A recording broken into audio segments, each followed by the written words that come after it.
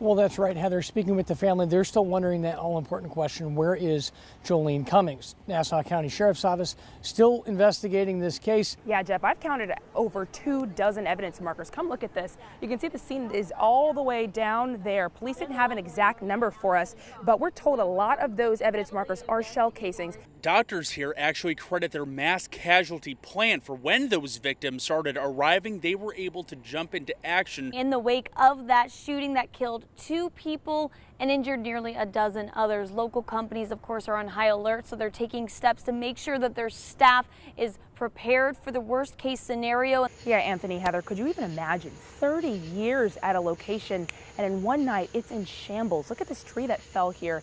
It goes all the way across his yard, and at 71 years old, he is cleaning this up. He said he's clipping, he's going with a chainsaw, trying to get all this cleaned up by himself. He says it's just hard. Sitting on the porch with his dog. It's what Lonnie Hood has done for 30 years at his mobile home. Yeah. Even now that it's completely destroyed. You have to come this way. Hood says a massive tree fell from his neighbor's yard during a storm. That's where it come from. No match for his fence or his home. It really messed it up. Hood says he and his dog Lightning were home when it happened. I was facing that way, and I just heard a big old boom. I started to turn around. When I did, he hit me and knocked my dog down too, on top of me. Hood says he and Lightning laid there pinned until someone called for help. Big old pieces of wood on top of us, all the branches on top of us, all the insulation out the top of the trailer was on us. We was covered up. He says looking at the shambles his home is in now is just funny. 'Cause I always kept a clean house.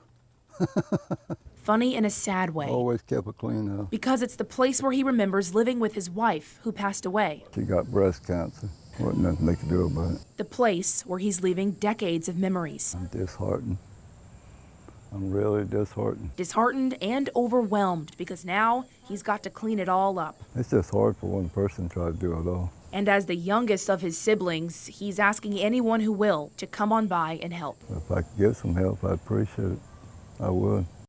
Yeah, the Baker County Sheriff's Department handed this case over to FDLE almost immediately after the shooting. And the marchers today told me they want justice and accountability. There are still a lot of details about this case that have not been released yet. And the family tells me that this whole thing is beginning to look like a cover-up.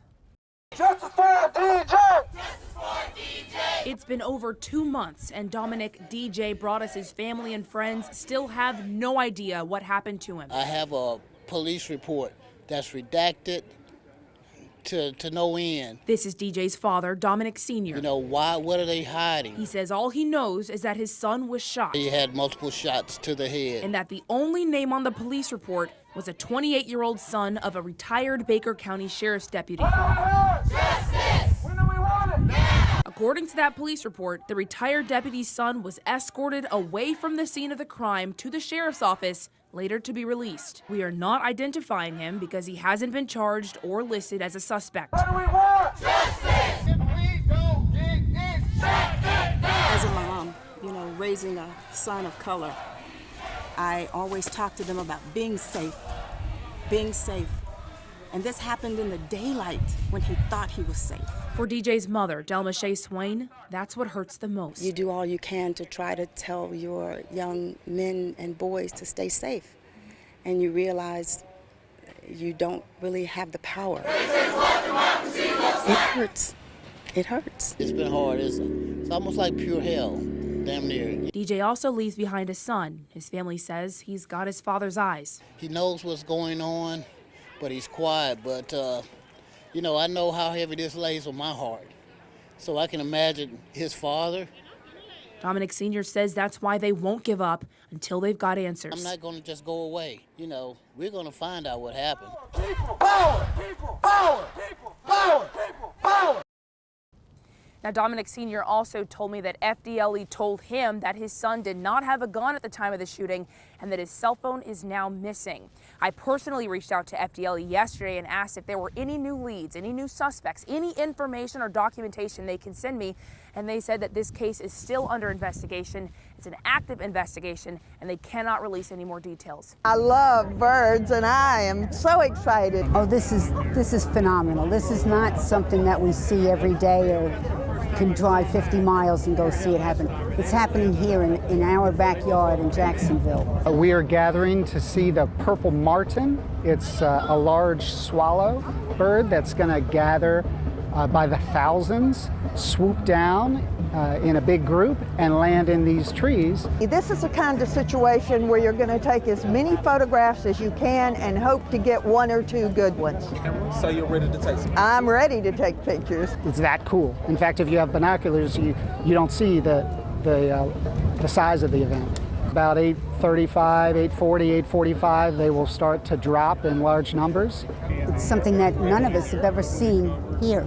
These martins feed almost exclusively on insects, and when it's freezing temperatures, the insects aren't active, and in fact they'll have some trouble. But down in the tropics there are plenty of insects. They're one of God's gentle creatures that soar on the winds like we wish we could. To see this number of people here, to see what we're seeing in the sky, it's remarkable.